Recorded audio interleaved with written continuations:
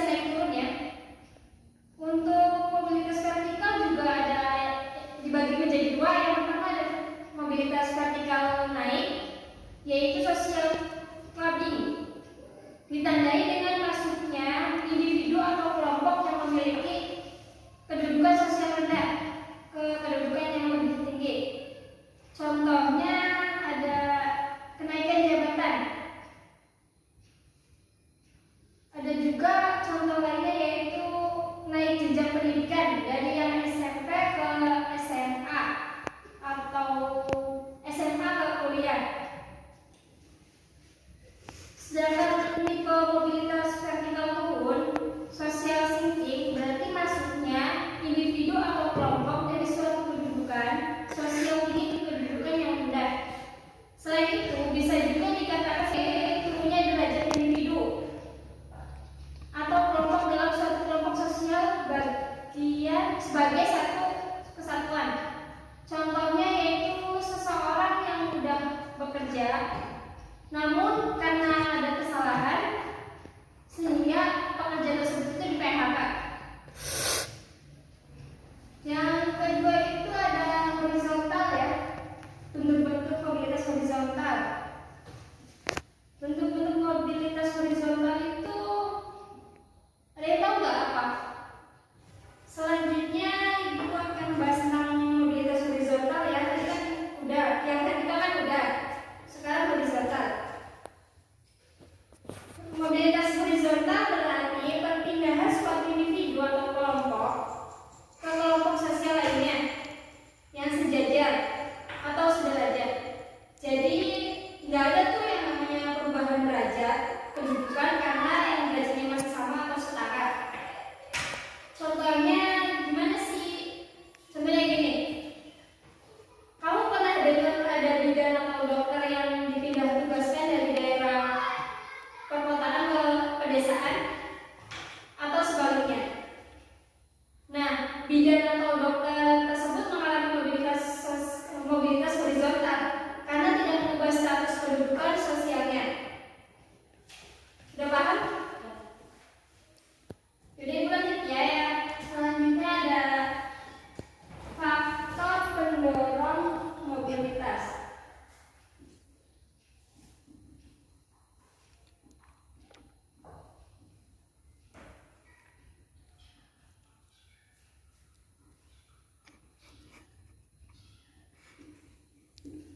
Faktor pendorong mobilitas juga ada 3.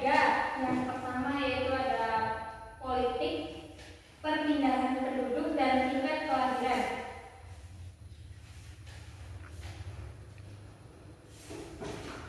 Yang pertama ada politik ya. Yang pertama itu ada politik. Ternyata situasi politik bisa menjadi faktor pendorong adanya mobilitas sosial. Maksudnya gini, situasi politik itu apa sih? Ada yang tahu nggak? Contohnya gini, ketika seorang presiden atau raja yang telah memimpin selama puluhan tahun, kemudian tergantikan oleh orang lain, tentu jajaran-jajaran juga berubah dong. Dari yang awalnya hanya orang rakyat biasa, tiba-tiba naik jabatan dan berada pada struktur sosial yang lebih tinggi. Sedangkan presiden tersebut akan menjadi rakyat biasa setelah dilengsar. Yang kedua kan ada perpindahan penduduk ya. Perpindahan penduduk merupakan perluasan wilayah atau jangkauan, ekspansi teritorial, dan perpindahan penduduk yang cepat membuktikan adanya fleksibilitas struktur, khususnya dalam hal stratifikasi dan mobilitas sosial. Contohnya adalah transmigrasi dari perkembangan kota. Selanjutnya ada tingkat kelahiran. Kelahiran ternyata juga bisa menjadi faktor pendorong adanya mobilitas sosial. Jadi gimana? Ada yang mau ditanyakan nggak? Ada. Mau nanya apa? Apa satu dari tingkat kelahiran? Oh iya, tadi ibu lupa ya ngasih contohnya. Jadi contohnya gini nih. Negara Jepang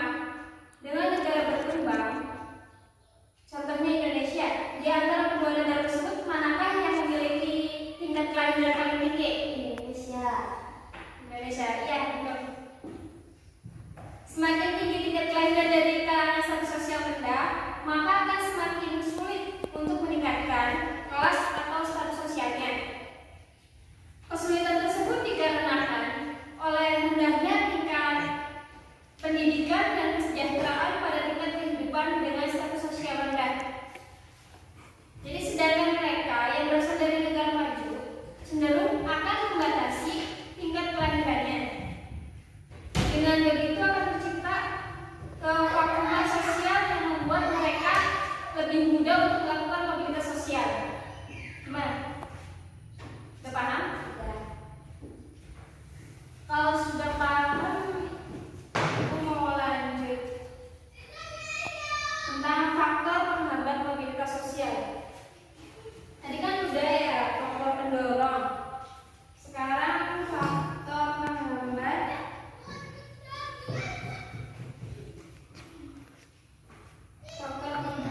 mobilitas sosial.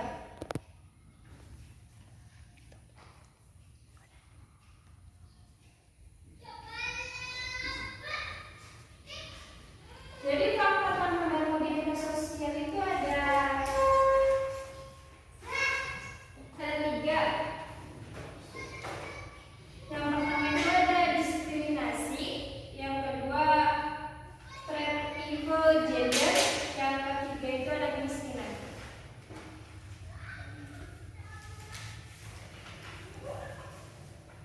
Yang pertama kan diskriminasi.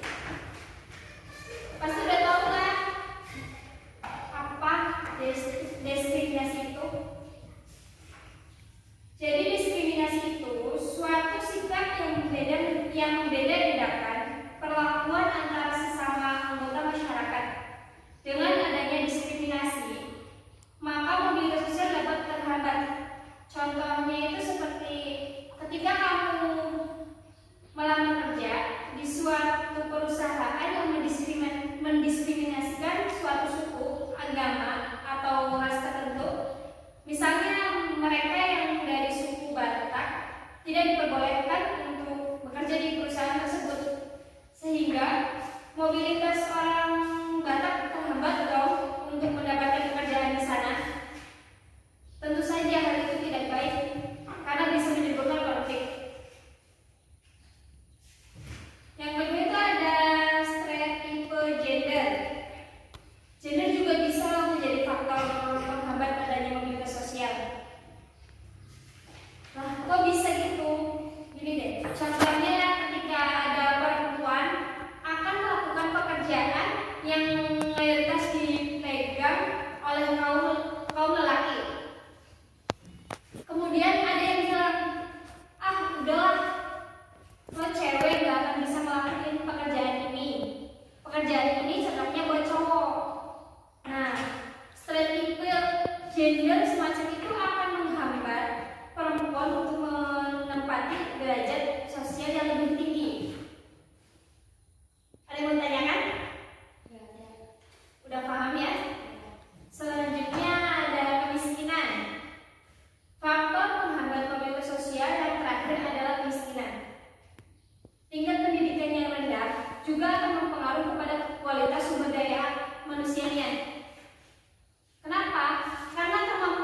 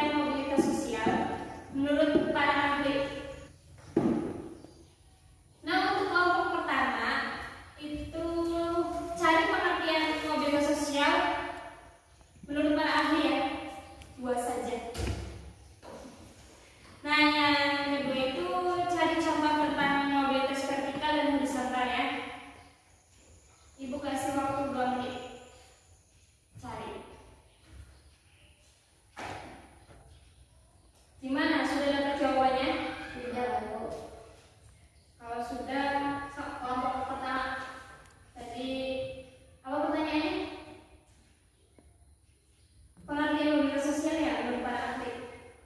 So. Jawaban yang pertama, menurut Haditono, mobilitas sosial adalah gerakan dalam struktur sosial, gerakan antar individu dengan kelompoknya. Jawaban kedua, Sorjono Soekanto, menurut Sorjono Soekanto mengatakan bahwa mobilitas sosial ialah suatu gerakan dalam struktur sosial yakni pada tertentu yang mengatur organisasi suatu kelompok sosial. Ya. Tadi yang pertama dari siapa? Kakak siapa? Yang pertama ada siapa? Dari siapa? Dari para ahli siapa?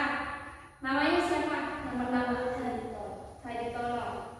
Ya, tadi ada menurut Haditono dan Suherjono Suekanto ya.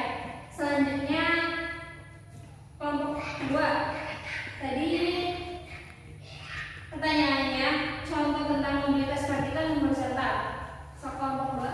Contoh mobilitas vertikal atas, yaitu seorang yang dulu belajar kini sudah bekerja. Contoh mobilitas vertikal bawah, yaitu karyawan yang ketahuan korupsi dipecat dari pekerjaannya dan menjadi pengangguran. Contoh mobilitas horizontal, yaitu seorang guru SMA ditinggalkan tugasnya dari Bandung ke Jakarta. Nah, jadi guru tersebut itu tergolong mengalami mobilitas sosial. Tergolong mengalami mobilitas sosial horizontal karena ia hanya berpindah tempat kerja, namun tidak berpindah posisi sosialnya, dan dia tidak mengalami perubahan jabatan menjadi lebih tinggi atau lebih rendah